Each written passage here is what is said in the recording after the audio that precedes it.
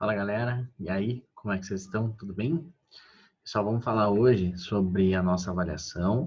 Antes de mais nada, eu gostaria de agradecer imensamente todos vocês pela participação. Todos vocês fizeram ótimos trabalhos, os vídeos estavam maravilhosos. Eu aprendi demais com vocês e por isso sou muito grato. Então, muito obrigado pela participação de todo mundo e parabéns pelos vídeos, ficaram ótimos. Vamos conversar um pouquinho sobre as medidas que foram apresentadas, vamos trocar uma ideia sobre quais foram as medidas, e a gente vai conversando, tentando identificar os principais pontos. A gente não conversou sobre elas ainda, né, na parte da avaliação.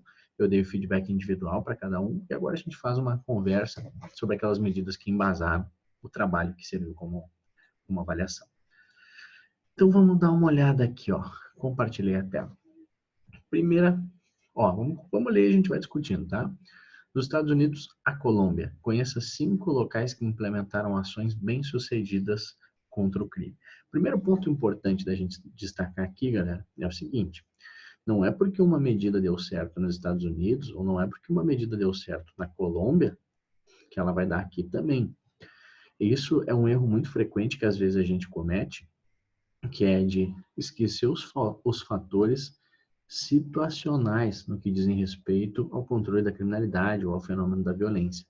Então, o que a gente deve fazer? A gente deve primeiro conhecer o estudo, conhecer o método de intervenção, conhecer as suas particularidades, mas a gente deve também conhecer a realidade na qual a gente busca inserir aquela intervenção. Lembra lá da escola clássica que eles diziam, para a gente mudar a realidade, perdão, escola de Chicago, para a gente mudar a realidade, primeiro a gente precisa conhecer essa realidade. Então, isso é um preceito muito importante. Às vezes a gente tende a pensar, né? Liberaram o consumo de drogas não sei aonde, isso reduziu a criminalidade ou aumentou a criminalidade. E a gente, às vezes, tenta fazer uma relação de causalidade. Esse fator isolado serviu como causa para o aumento ou para a diminuição da criminalidade. Isso nem sempre é assim. Esse fator, conjugado com uma série de outros fatores que se encontravam presentes em determinada localidade, aí sim podem conferir uma explicação mais completa e mais adequada. Então, a primeira advertência é essa, tá? Não é porque deu certo num lugar que vai dar certo em outros. A gente precisa sempre buscar, sempre interpretar, sempre compreender todos os pequenos contextos que circundam a realidade na qual a gente busca a intervenção, beleza? Então vamos seguir aqui. Diferentes cidades, estados e países já enfrentaram situações de descalabro na segurança, tão ou mais graves do que aquele vivido pelo Rio Grande do Sul, e conseguiram dar a volta por cima. Esperamos, né? Esperamos que nós consigamos também buscar uma alternativa. Zero Hora traz 5 exemplos que podem inspirar a discussão que os gaúchos precisam fazer. Vamos dar uma olhada no primeiro exemplo aqui, o exemplo da Colômbia. O que houve na Colômbia? Aqui, galera, ó, Colômbia, leis mais duras e reforço à cidadania. O que houve? Assolado por cartéis de traficantes, por guerrilhas e por grupos paramilitares, o país registrava índices de violência estratosféricos na década de 1990. O enfrentamento da situação deu-se por meio de uma estratégia que combinou a repressão ao crime com políticas de viés social. Então, isso é uma coisa muito importante, né? Normalmente, quando a gente fala sobre enfrentamento do crime, quando a gente fala de combate à criminalidade, a gente tende a separar o debate entre repressão e investimento social. Eu acho que tem que aumentar a lei, tem que endurecer a pena, tem que botar uma prisão mais grave, prisão perpétua, sei lá. Isso normalmente é um discurso que é feito de forma dissociada de investimentos sociais. A gente tem que ter melhores educações, a gente tem que ter melhores condições sanitárias, a gente tem que ter uma saúde pública mais adequada. E esse maniqueísmo não pode ser feito. A gente deve buscar soluções conjugadas. Se for necessário aumentar a pena, se for necessário endurecer a lei penal, beleza, isso deve ser feito. Mas sem esquecer também de intervenções sociais. Intervenções sociais podem auxiliar bastante, ou melhor, são fundamentais para qualquer desenvolvimento, né, de uma sociedade mais justa, mais saudável, menos violenta. Então, isso também é importante. Sempre quando nós estivermos debatendo, estudando, conversando sobre o tema, nós não precisamos fazer essa divisão, maniqueísta. Ou se aumenta a pena, ou se investe em cidadania. Nós podemos fazer as duas coisas. Ó, nós vamos punir gravemente quem deve ser punido gravemente, e nós vamos também fazer investimentos sociais. Mas vamos adiante, onde é que nós paramos aqui? O enfrentamento da situação deu-se por meio de uma estratégia que combinou a repressão ao crime com políticas de viés social, levada a efeito a partir de parceria entre o governo federal e as prefeituras. Ao mesmo tempo em que houve endurecimento na legislação, investimento em prisões de alta segurança e criação de forças policiais de elite, em parceria com o Exército, ocorreram também iniciativas de cidadania. Então, olha só, se fortaleceu o sistema penitenciário, se fortaleceu o sistema policial e se buscou também fortalecer a cidadania. Uma cidadania forte, um sujeito que de fato pode exercer a sua cidadania, muitas vezes acaba não optando pelo caminho da criminalidade. Mas ainda assim, se há essa opção ou se há esse desvio para o caminho da criminalidade, ali se tentou criar instituições fortes, aparatos estatais fortes, aptos a receber e a lidar de forma adequada com esses problemas. Vamos adiante. Em Medellín, a taxa de assassinato por 100 mil pessoas caiu de 177 em 2002 para 17 atualmente. Olha a diferença. O caso mais emblemático é o de Medellín. Aquela legenda para foto, né? Tá. Deixa eu botar um ponto. O caso mais emblemático é o de Medellín, onde espaços públicos, principalmente nos bairros mais pobres, foram multiplicados e qualificados, recebendo atividades de lazer, esporte e cultura. Surgiram os parques biblioteca, com edifícios enormes de arquitetura arrojada, dotados de livro, tecnologia e áreas de convivência. Aqui a gente pode perceber uma influência da escola de Chicago, né? Porque para eles o ambiente no qual as pessoas estavam inseridas, o fato de haver a possibilidade de a pessoa se sentir bem naquele ambiente, a cidade para eles era algo vivo que influenciava diretamente o seu comportamento. Então nós temos aqui uma influência, não necessariamente uma influência criminológica, né? A gente pode fazer, na verdade a palavra não é influência, é uma associação. Talvez os caras que propuseram essa medida e que levaram a efeito essa medida, nem conheço o que é a escola de Chicago, mas a gente pode fazer uma associação com os seus princípios. Então, houve aqui um fortalecimento do espaço público, uma tentativa de ocupação do espaço público, especialmente nos bairros mais pobres. Forneceram alternativas e forneceram alguma espécie de entretenimento e alguma espécie de instrução e forma de ocupação do tempo para as pessoas menos favorecidas. Por exemplo, ali na Orla do Guaíba, agora, houve um investimento grande, né? Está um lugar muito legal, aprazível, as pessoas ocupam, então há uma ocupação daquele espaço público. Ao passo que, se nós não tivéssemos as pessoas ocupando aquele lugar, consequentemente seria um lugar mais deserto, consequentemente seria um lugar mais perigoso. Então, a ocupação do espaço público também é uma forma de intervenção que pode refletir na criminalidade. Você fazer com que as pessoas saiam de casa, fazer com que as pessoas ocupem as ruas, fazer com que tenha pessoas na rua, isso reflete também na criminalidade. Mas vamos lá. Então, os parques bibliotecas, edifícios enormes de arquitetura arrojada, com livros, tecnologia e áreas de convivência. Área de convivência importante, lugar que você pode estar lá conversando com o seu vizinho, com o seu amigo. O fato de você ter a possibilidade de conviver com outras pessoas faz com que você tenha a possibilidade de criar vínculos. Ao criar vínculos, você também tem uma espécie de relacionamento com responsabilidade. Então, você ajuda a cuidar do vizinho, você está disponível para o vizinho. Isso favorece também o melhor funcionamento das instituições de controle informal. Houve ampla construção de escolas em cada zona e melhorias significativas no transporte público. Isso é muito importante. Teve se não me engano, foi o Marco que falou no vídeo dele. Peço licença aqui, Marco, para fazer essa referência, porque eu considero bem pertinente, que a forma como o cidadão está sentindo, digamos assim, o transporte público, se o cara tá bem confortável, está bem acomodado, isso pode influenciar também em comportamentos criminosos. Se o cara tá mal, o cara tá apertado, o cara tá cansado, o cara tá desconfortável, isso pode fazer com que ele tenha um pensamento que possa eventualmente fazer com que ele estoure mais rápido. Então, o transporte público aqui também influencia no comportamento. Ampla construção de escolas em cada zona e melhorias significativas no transporte público. Bairros isolados em encostas de montanha ganharam escadarias e até teleféricos. Deixaram o ambiente mais bonito. Jovens envolvidos no crime foram contratados como educadores para trabalhar na prevenção e espalhou-se por cada comunidade a figura do mediador de conflitos. Olha que interessante. Você tem aqui que já está envolvido na criminalidade. Então, se você conseguir resgatar esse cara da criminalidade e transformar ele num facilitador, numa pessoa que consegue eventualmente prevenir que outras pessoas acabem também se desviando, você tem uma dupla potencialidade. Em Medellín, que chegou a ter uma taxa de 167 assassinatos por 100 mil, em 2002, a queda foi para 36 em 2006 e atualmente está na taxa dos 17. Vejam que houve, de fato, uma redução bem ampla, né, na queda de homicídios. Importante. Então, são intervenções importantes. Acho que nós podemos pensar em coisas nesse sentido.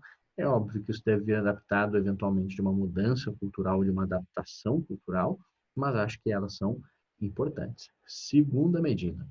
Estados Unidos, Chicago, foco na faixa de 12 a 16 anos.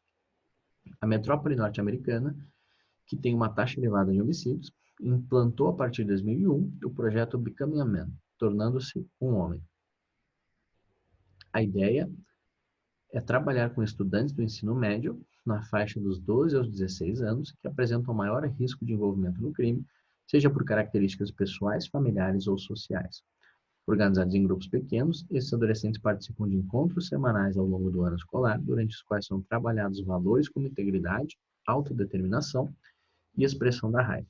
O trabalho é embasado em técnicas da psicologia, da teoria da resiliência e da terapia de grupo.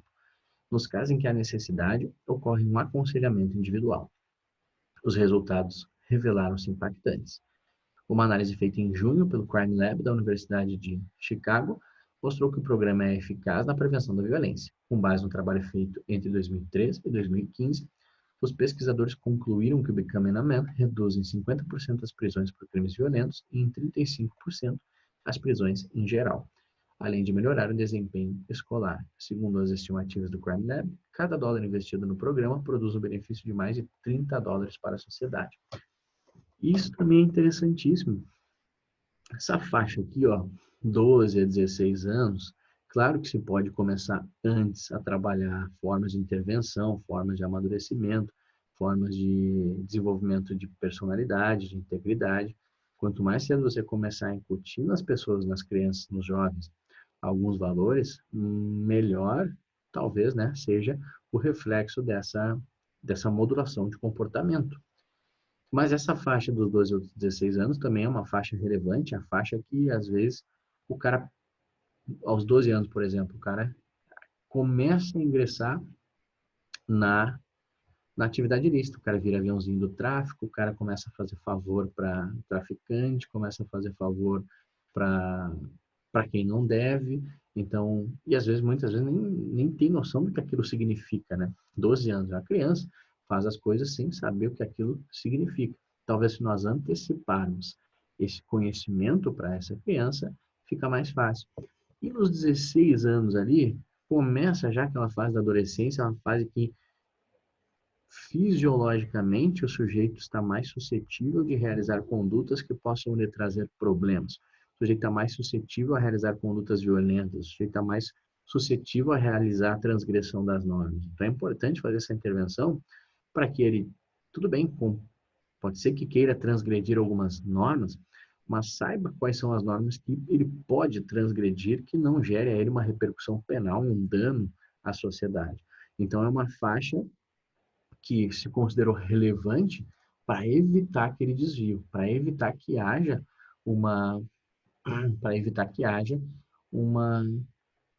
o fator criminógeno, para se tentar reduzir a influência dos fatores criminógenos nesses adolescentes, nesses jovens que são mais influenciáveis, para os quais o grupo, a posição, a opinião do grupo tem uma contribuição, um fator mais relevante, para os quais o comportamento às vezes está sendo influenciado por estímulos fisiológicos.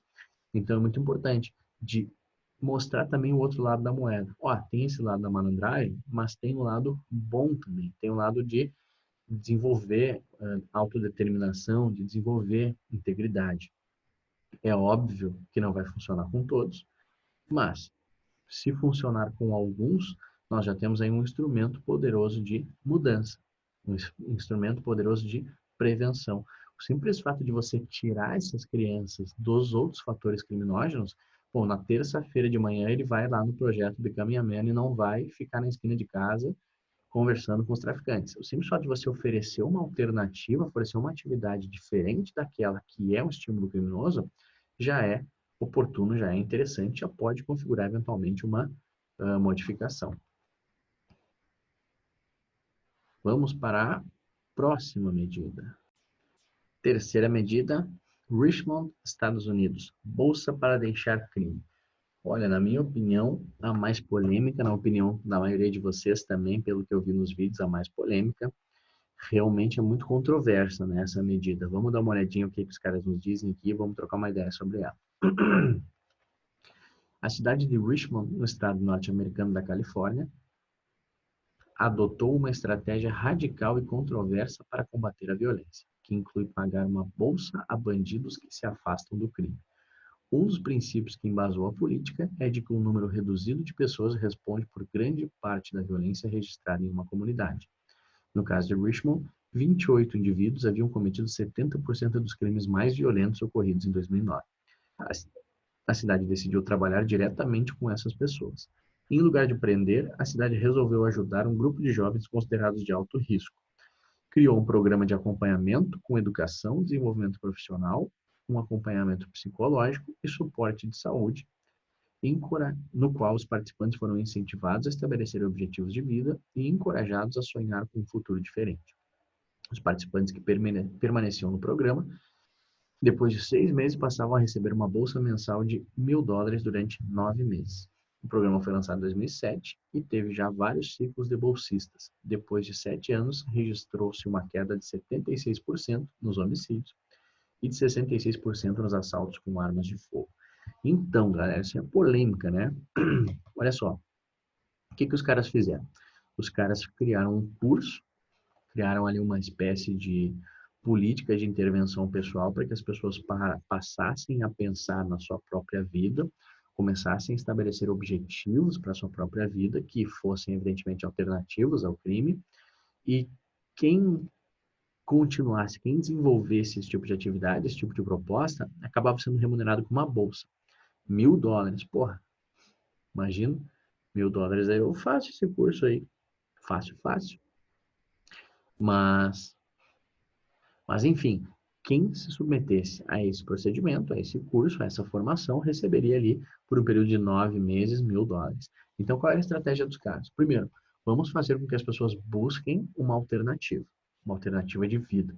Segundo, quando as pessoas estiverem efetivamente engajadas com essa alternativa de vida, a gente fornece a elas meio de subsistência para que elas possam tentar buscar de fato essa melhoria na qualidade de vida.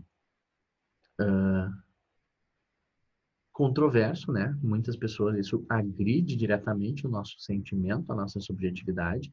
Então, se você cometer um crime, você vai ser premiado, é isso? Em alguma medida, é de fato isso. Isso é contra o que a gente pensa. Isso é contra aquilo que a gente sente. Mas, eventualmente, isso pode gerar efeitos positivos para a sociedade. O que vocês preferem? Que nós tenhamos um assaltante que continua assaltando ou que nós concedamos a um assaltante, sei lá, uma Bolsa Família para que ele pare de assaltar? Objetivamente, o que é mais benéfico para a sociedade? No meu ponto de vista, o mais benéfico é a gente ter um assaltante a menos por esse custo. Se nós prendermos ele, o custo é mais alto e ele periga sair ainda mais violento e cometer novos crimes. Eu não estou dizendo que eu acho justo, não estou dizendo que eu acho certo. Eu estou simplesmente tentando trazer para vocês o ponto de vista por trás dessa medida. É realmente muito difícil você premiar alguém que comete alguma coisa errada. Não? É completamente diverso da nossa lógica, que é de premiar alguém que comete condutas certas e de castigar alguém que comete condutas erradas. Mas foi uma alternativa. É óbvio, lembra aquilo que eu falei no começo, que a gente tem que contextualizar onde as medidas estavam inseridas? Pô, olha aqui, Richmond. Eu não conheço Richmond, mas olha o que os caras disseram. 28 indivíduos haviam cometido 70% dos crimes mais violentos em 2009. Então, se conseguisse fazer uma intervenção precisa, direta com esses 28 indivíduos, praticamente resolvia ali, ó, 70% dos casos. Óbvio que é uma realidade completamente diversa da nossa. A nossa ia acabar o dinheiro do governo federal, do governo estadual, do governo municipal e ainda ia faltar bolsa para os nossos criminosos, porque a gente tem uma quantidade de crimes violentos, crimes sem violência muito, muito, muito grande. Então, a aplicação no Brasil dessa medida, com certeza seria muito complicada. Tem um autor que fala sobre uma questão interessante, se chama Malcolm Gladwell, o nome do autor. Vou botar aqui embaixo, ó, para quem quiser ir atrás dos livros dele. Se escreve assim, Malcolm Gladwell. Agora não me lembro se tem dois L's ou não. Malcolm Gladwell. Tem dois L's. Malcolm Gladwell. Esse é o autor que eu estou falando. Em um dos livros dele, eu não me lembro qual, ele fala sobre um experimento parecido, só que não é com criminosos, é no âmbito da saúde pública. Ele diz o seguinte, que mesmo contexto, tá? Essas cidades pequenas, em que tu sabe quem é o mendigo, quem é o bêbado, quem é o médico, quem é o padre. Então ele fala, nessas cidades pequenas, nós temos os dependentes químicos, por exemplo, que muitas vezes abusam do uso de substâncias entorpecentes ou de álcool, um dependente de álcool, e acaba passando mal. Esse cara passa mal, ele vai para o hospital, aí ele ocupa uma vaga de hospital, ele consome recursos do hospital, recursos que são pagos pelo nosso bolso. Ele sai do hospital sem qualquer tratamento e ele em seguida reitera esse tipo de comportamento e novamente vai parar no hospital. Ou eles ficam, essas pessoas que moram na rua. Esse cara cita a possibilidade, referente a um estudo, de fornecer uma bolsa para esse tipo de gente. Por exemplo, paga um aluguel para essa galera, para que eles fiquem em casa, façam o consumo em alguma medida mais organizado, e com isso, ó, tu não precisa nem trabalhar, só tu não vai ficar na rua, tu fica na tua casa. Só. E com isso, talvez diminua a quantidade de incidência dessas pessoas no âmbito da saúde pública, diminuindo com isso os recursos gastos com essas pessoas. A lógica é semelhante, as críticas que nós fazemos é semelhantes, mas eventualmente o resultado pode ser um resultado positivo. Mas essa foi, sem dúvida nenhuma, a medida mais polêmica na concepção da turma aí que considerou, a maioria de vocês considerou injusta. E de fato, em alguma medida, é sim, você está premiando alguém que fez alguma coisa errada. Mas o que é justo, afinal? Nosso sistema penitenciário é justo? Ele é feito para ser justo? Nós vamos ter um sistema justo ou um sistema que funcione? O que é preferível? Um sistema que seja justo ou um sistema que efetivamente cumpra o seu papel? Essas todas são reflexões que a gente precisa fazer. Beleza, galera? Vamos adiante. Diadema, São Paulo, no modelo internacional. O que rolou aqui? Ó? Vamos lá. Entre 1995 e 1998, o número de homicídios no município paulista cresceu 49%. Em 1999, o problema continuou a se agravar. A média chegou a mais de um assassinato por dia. Diadema era um dos lugares mais perigosos do país. A partir de 2001, a prefeitura implantou um conjunto de ações com foco na prevenção, que transformaram a cidade em um modelo internacional de combate à criminalidade. Uma das medidas adotadas foi proibir a abertura de bares entre as 23 horas e as 6 horas. 60% das mortes ocorriam nesses horários, nas imediações dos estabelecimentos. Como a maior parte dos perpetradores era formada por jovens de 16 a 30 anos, foram desenhadas políticas específicas para esse grupo, como o Projeto Jovem Aprendiz.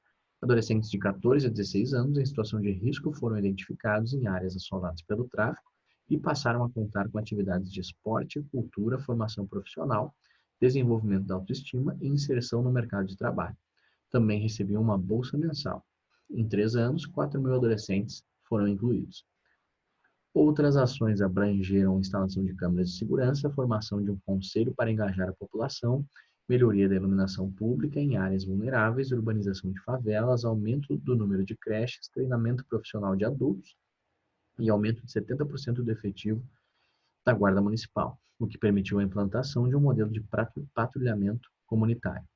Uma campanha local de desarmamento levou ao recolhimento de 1,4 mil armas de fogo em 9 meses. Galera, então aqui nós temos uma série de medidas paralelas, mas que se tangenciam, se comunicam, todas caminham em direção ao mesmo objetivo. Então, primeiro, se identificou ali um estado de calamidade, um estado de, eu ia dizer pandemia, mas não é pandemia, uma calamidade no sentido de dificuldade, uma violência exacerbada. E aí se adotaram medidas emergenciais, como, por exemplo, o fechamento dos bares. Óbvio que isso viola em alguma medida o direito de liberdade. Óbvio que isso viola em alguma medida o direito de ir e vir. Só que se constatou que é uma medida, ou seria uma medida necessária para eventualmente estancar o primeiro problema, ou colocar uma, ou colocar pelo menos um freio nesse primeiro problema, que era o aumento da quantidade de homicídios. E, de fato, a maior quantidade de homicídios acontece nesse contexto e com esse tipo de público. Então, se fez uma intervenção pontual. Olha, ali que está o maior foco do problema. Vamos tentar fazer uma intervenção pontual para conseguir, pelo menos, em um primeiro momento, reduzir isso. Mas não parou por aí. Então, além dessa intervenção mais dura, mais enérgica e pontual, eles realizaram um trabalho vinculado aos jovens. Só, a maior parte das pessoas que se matam, a maior galera que se mata, que comete crimes violentos, são os jovens, 16 a 30 anos. Nós precisamos buscar uma política ou políticas de intervenção nesse sentido. Então, se buscou ali a criação do jovem aprendiz, por exemplo, dentre alguns outros projetos que visavam a evitar que essas pessoas que figuravam na condição de risco, não de também de se tornar vítima, mas no risco de se tornar autor de infrações penais, recebessem ali uma orientação, recebessem um caminho e fossem eventualmente dissuadidos da prática delitiva. Identificaram as pessoas, os adolescentes em situação de risco, em áreas que o tráfico manejava, o tráfico dava conta, o tráfico ditava as regras e se buscou também fazer intervenções nesses pontos. Intervenções, né? E aqui fundamental, ó, passaram a contar com atividades de esporte, cultura, formação profissional, desenvolvimento de autoestima, inserção no mercado de trabalho e também recebiam uma bolsa mensal. Então, olha só, isso aqui eu acho muito interessante. Às vezes, você dá uma ocupação para a pessoa é suficiente para evitar que ela opte pelo caminho do crime. Às vezes, o único caminho que ela conhece, é que eu não estou dizendo que é certo, que é determinante, que isso é determinismo, às vezes o único caminho que ela conhece, que ela aprende a trilhar, é o caminho errado. Se você oferece simplesmente uma alternativa a ela, isso já faz com que ela possa, eventualmente, deixar de seguir aquele caminho que era o único que ela conhecia. Não é incomum esses projetos envolvendo atividades esportivas, por exemplo, se tornarem o objetivo de vida dos jovens, dos adolescentes. Quando os jovens são salvos pelo esporte. Então, o cara acorda pensando no treino dele, o cara acorda pensando em conseguir desenvolver aquela carreira, o cara acorda pensando em um dia conseguir trabalhar com aquilo. Isso consome o tempo dele, consome a energia dele, consome o pensamento dele e direciona para isso, dissuadindo de pensamentos que poderiam compelir ele ao cometimento de práticas criminosas. E depois também fizeram outras intervenções situacionais. Câmeras de segurança, formação de conselho na população, melhoria na iluminação pública, isso por si só são atividades bem relevantes. Então a câmera de segurança, eventualmente se tem um lugar com câmera de segurança, tem um lugar sem câmera de segurança, é um elemento a mais de proteção. O sujeito pode pensar duas vezes, caso ele estivesse inclinado em cometer um crime. Conselho para engajar a população, aqui a gente vê de novo a Escola de Chicago, né? Escola de Chicago trazendo aí a possibilidade de uso das pessoas daquela região para eventualmente engajar as pessoas também daquela região. Então, quem conhece aquele público para lidar com aquele público, melhoria da iluminação pública, pensa, agora, atravessar a redenção no meio da madrugada, quem de vocês iria? Possivelmente nenhum de nós iria. Mas se fosse, ou sei lá, se for o Parcão, Germano eu não conheço de noite, mas se fosse o Parcão, há uma chance maior de que eu me arrisque a atravessar o Parcão do que a Redenção, em função da iluminação pública. Tem uma iluminação pública mais qualificada, isso transmite uma maior sensação de segurança. Isso faz com que as pessoas se habilitem a ir lá, ou seja, isso faz com que as pessoas ocupem aquele espaço público. O espaço público, como a gente já conversou, ocupado, tende a diminuir o risco de infrações penais. Beleza? E aqui também outras formas de intervenção. Então, isso tudo junto é muito importante. Isso tudo junto, aplicado de forma qualificada e séria e duradoura, pode resultar em melhorias muito grandes para a gente. Última, galera. Minas Gerais, presídio sem guarda. Desde 1997, Minas Gerais conta com um tipo de presídio sem guardas, que é gerido por voluntários e onde os apenados têm a chave do portão. Essas prisões funcionam por meio de uma parceria entre o Tribunal de Justiça, o Ministério Público, o Governo do Estado e associações de proteção e assistência ao condenado, as APACs. Entidades formadas por voluntários engajados em auxiliar na recuperação dos criminosos, geralmente integrantes de instituições religiosas e ativistas de direitos humanos. Em Minas, 3 dezenas de presídios seguem o modelo, abrangendo 2.000 internos. As unidades são geralmente cedidas pelo Estado ou por prefeituras. Por meio de um conselho, a APAC escolhe um voluntário para dirigir o presídio e contrata entre 6 e 8 funcionários para servir serviços administrativos, pagos pelo Estado, que também banca despesas de água, luz e telefone. A disciplina é rígida, em geral as atividades vão das 7 a 21 horas, não estender a cama ou deixar a cela suja são consideradas faltas. À medida que se repetem ou se agravam, o apenado pode ser excluído do projeto e transferido para um presídio comum. São obrigatórios o estudo e o trabalho. Parte dos presos atua como plantonista, ficando com as chaves de salas internas da porta que dá o acesso à rua. O grande trunfo do modelo é dar uma resposta à principal mazela do sistema penitenciário nacional, o fracasso em recuperar os condenados. Nas casas prisionais APAC, o índice de reincidência é inferior a 10%, contra 70% a 80% das prisões tradicionais. Aqui, a grande maioria de vocês já conhecia essa forma de intervenção, em função, evidentemente, do trabalho do professor Roque. O professor Roque é muito ativo nas APACs, é um dos principais responsáveis aí por fazer acontecer as APACs, então ele é uma referência, sem dúvida nenhuma, na área, e a APAC surge como uma alternativa ao sistema penitenciário, bem como está no texto aqui. Hoje nós prendemos, o sujeito comete um crime, ele é preso. Esse preso é ressocializado? Esse preso volta mais calmo, mais tranquilo para a sociedade? Não. A APAC vem como uma alternativa para tentar estabelecer um tratamento distinto. Só vamos tentar uma coisa diferente. Vamos tentar uma espécie de tratamento ao preso, ao interno, ao reeducando, como eles chamam, de forma menos agressiva, com mais responsabilidade, conferindo a ele mais responsabilidades, conferindo a ele mais possibilidades. Então, serve como uma alternativa para o sistema penitenciário clássico, que já se revelou bastante ineficaz e ineficiente. Óbvio, né, galera? A gente tem que interpretar aqui os dados, ó. 10% de reincidência no sistema penitenciário, 10% de reincidência no APAC contra 70% a 80% das prisões tradicionais é um indicativo, mas é um indicativo que precisa ser interpretado. Tá, quais são os presos que vão para a APAC? Será que não são naturalmente presos que tenham menos chance de reincidência, ou sejam mais responsáveis por crimes menos graves? Esse dado, essa informação aqui, lembra aquilo que a gente falou? Muita correlação não é causa. A APAC pode ser uma causa para a redução da reincidência,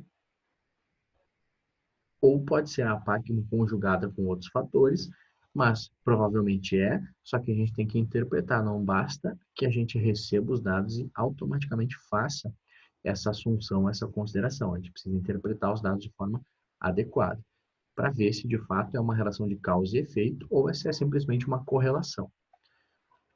Mas a parte também, o professor Roque, especialista na área, né, vocês podem tirar qualquer dúvida com ele, e é uma alternativa extremamente relevante, né? É uma alternativa que a gente deve investir em alternativa ao sistema penitenciário comum. Eram essas as nossas medidas. Pessoal, não sei se vocês, olha, de novo, os vídeos ficaram muito legais. Espera aí.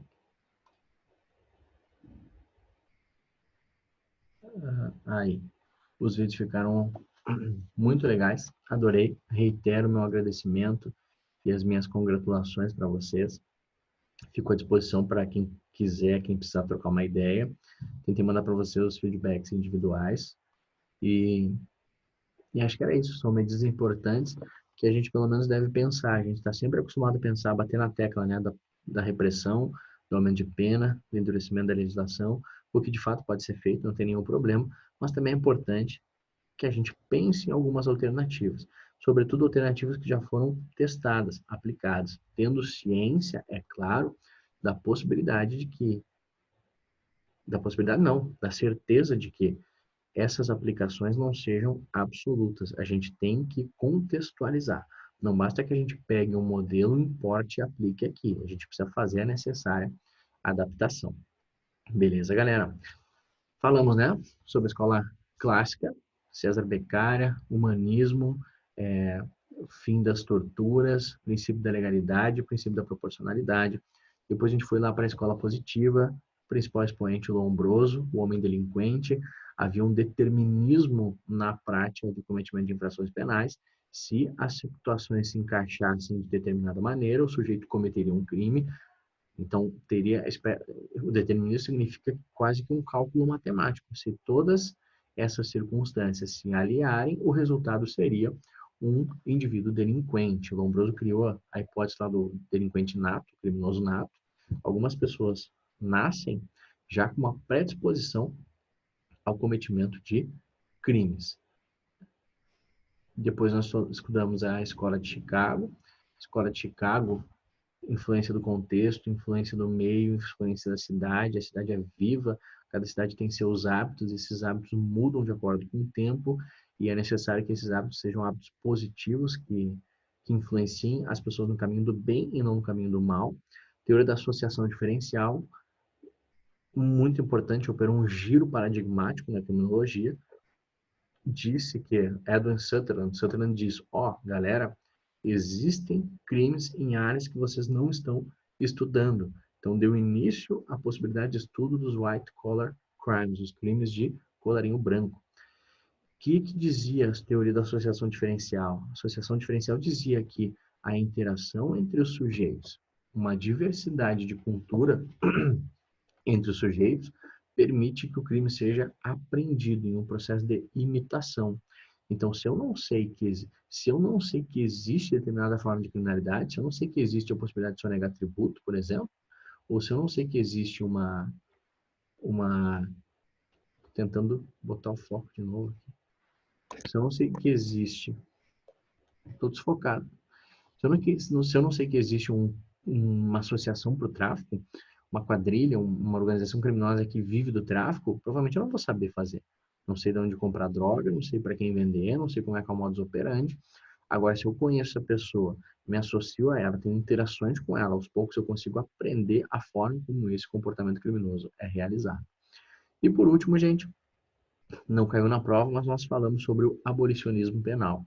O abolicionismo é defendido por pessoas que entendem que o sistema penal ele só causa dor, só causa sofrimento e ele não é útil. Hoje, o que nós estamos fazendo para resolver a criminalidade não funciona, não é certo, não é útil. Isso diz o abolicionismo. Então, o abolicionismo defende a substituição dessa estrutura disfuncional, dessa instituição que não consegue cumprir a sua finalidade, que, pelo contrário, só gera ainda mais crime, que saiu do controle, que só gera dor e sofrimento, por outra coisa. Qual é essa outra coisa? Não se tem ainda construções suficientes, necessárias. Crítica que se faz ao abolicionismo é justamente essa. Tá, tá me dizendo que o sistema penal não funciona, né? Sim. Tá me dizendo que a prisão não ressocializa, né? Sim. E tu tá me dizendo que tu vai fazer o quê?